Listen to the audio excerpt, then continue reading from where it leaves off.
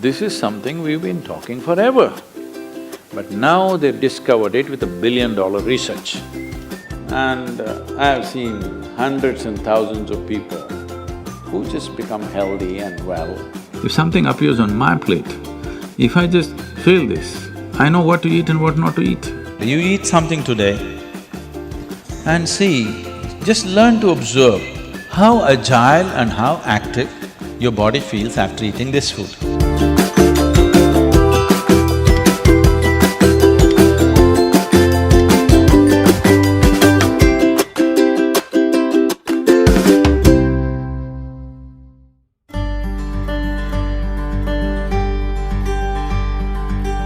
The simple thing right now that's a rage in the world is, if you come to our ashram, all the people there who are physically immensely active eat 10 o'clock in the morning, 7 o'clock in the evening, 2 meals. How many doctors have been telling me that they will die of malnourishment, this will happen, that will happen, you must do this, you must do that. I eat only 1 meal a day most of the days. One big meal I eat and that's it. And doctors telling me, no, Sadhguru, the way you're traveling, this will happen, that will happen, you must eat at least once in 4 hours, something you must eat. I said, leave me alone, I'm doing fine.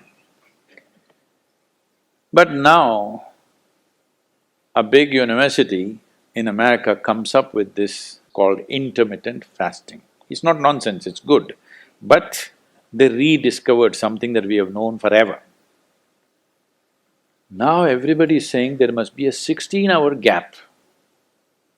Then all your ailments will go away. What the hell were we saying all these thousands of years? The simple thing is, there are many aspects to this, psychological, physiological. But now cancer is on the rise in the world. A cancerous cell is like a criminal in the society, all of us have in our bodies. Only if they become… their concentration becomes more than what they should be, or they gang up and locate themselves in one place, they become like organized crime. There are pickpockets in Kochi, I'm sure. Hello? There are small-time criminals, individually operating in twos and threes. We don't take it very seriously, we leave it because it happens. But suppose all 100 of them got organized into a organized crime, now we will crack down. Because we know now it becomes a threat to the society. Similarly, cancerous cells are like this. Criminals, they're moving around, doing some damage. Their only problem is, right now, they're generally eating about 8 to 12 times more than what the other cells are eating. So if you just give sufficient break between one meal and the other, most of them will die because they cannot survive. This is something we've been talking forever. But now they've discovered it with $1 billion research. And I've seen hundreds and thousands of people who just become healthy and well simply because they're not fueling up all the time when the tank is filling. In the yoga center, all the time people are physically active. So everybody is very hungry by the time it's 3:30, 4 o'clock in the evening, they're extremely hungry. But we learn to live with that because empty stomach and hunger are two different things. Hunger means your energy levels start dropping. But empty stomach is a good thing. In the yogic sciences, today modern science also is coming in line with this. But what we know by our experience, you will spend $1 billion to come there. Because research is all about how many $1 million, that's how it is. Your body and your brain works at its best only when your stomach is empty. So we always make sure we eat in such a way, how much ever we eat, our stomach must be always empty within 2 to 2.5 hours' time maximum. So we go to bed hungry always. People think they cannot sleep. They can sleep. On an average, for 25 years on an average, I slept only 2.5 to 3 hours. These days I'm getting little lazy and sleeping anywhere between 3.5 to 4.5 hours in spite of the level of travel that I have. When I say level of travel, if I say my level of travel in the next few days, you will fall off your chair. Yes? Should I tell you? No, not necessarily. Because in the next 10 days, I'm in 5 different countries, doing I don't know how many events, all kinds of events. So, you're able to keep this up simply because you don't overeat. It's very, very important. Everybody eats 2 meals. I generally eat only 1 meal, 4:35 in the evening, because I don't like to sit in front of the plate and worry about how much to eat. I like to eat well. So, 4:35 in the evening, if I eat a meal, it's only next day. Is this enough? Am I looking okay? Hello? Because any correction and purification that needs to happen in the body, your stomach needs to be empty. It's very, very important. Otherwise, the purification on the cellular level will not happen. You pile up things and then you have all kinds of problems.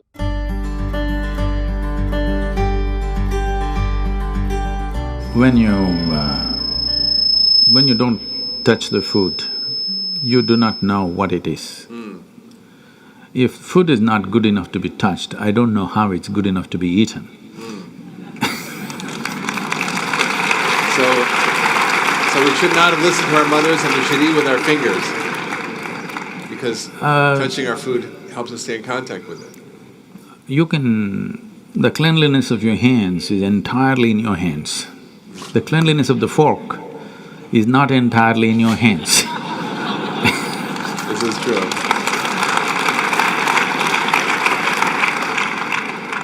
And nobody else but you have used these hands.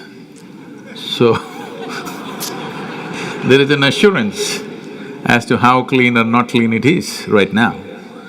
The fork, you do not know who's used it, how they've used it, for what they used it. And all they have to do is wipe it with a tissue and give it to you and it looks pretty clean. Above all, you don't feel the food.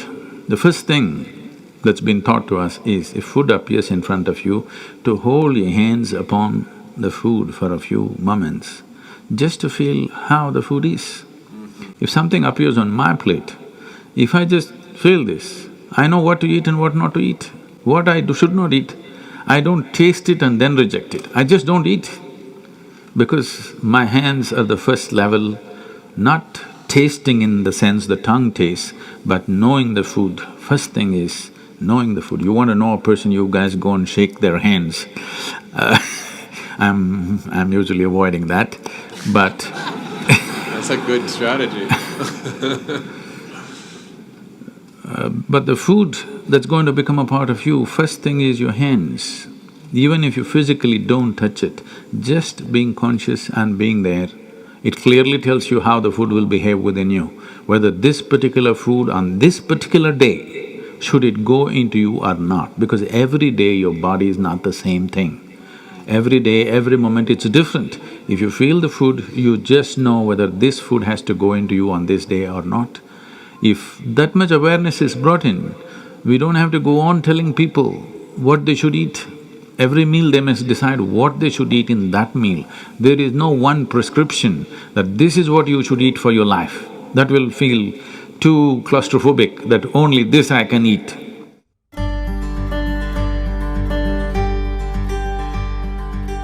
Your selection of food and consumption of food also must happen consciously.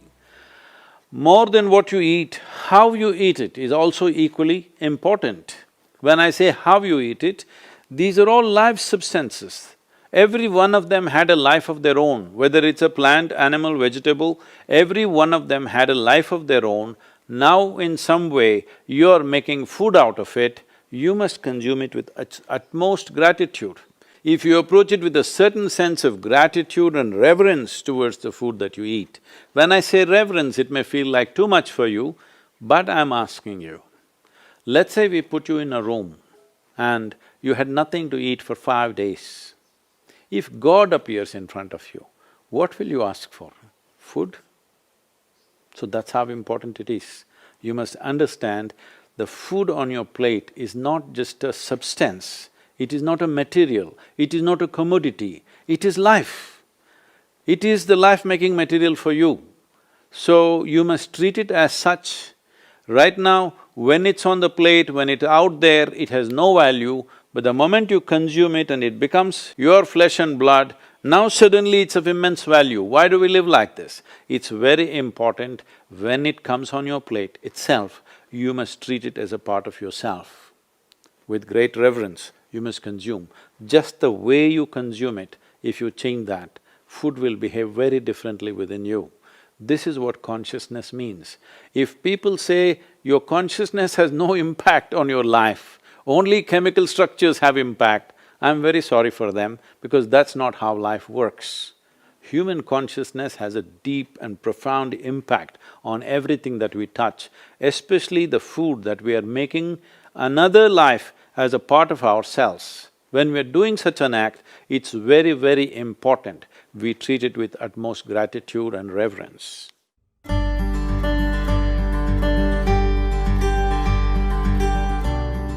I want to tell you, there is no such thing as good habit and bad habit. Habit means you are functioning unconsciously. If you are functioning unconsciously, that's a bad thing because the whole thing about being human is we are capable of doing things consciously. That is the beauty of being human, that we can do everything consciously. What an animal does unconsciously, we can do the same thing consciously. We can eat unconsciously or we can eat consciously. We can breathe unconsciously or we can breathe consciously. Everything that we can do it consciously. The moment we do something consciously, suddenly that human being looks very refined and wonderful. Just because somebody walks and speaks consciously, doesn't he become a beautiful human being? Yes or no? That's all. So why is it that we are trying to develop habits as if there's a good thing?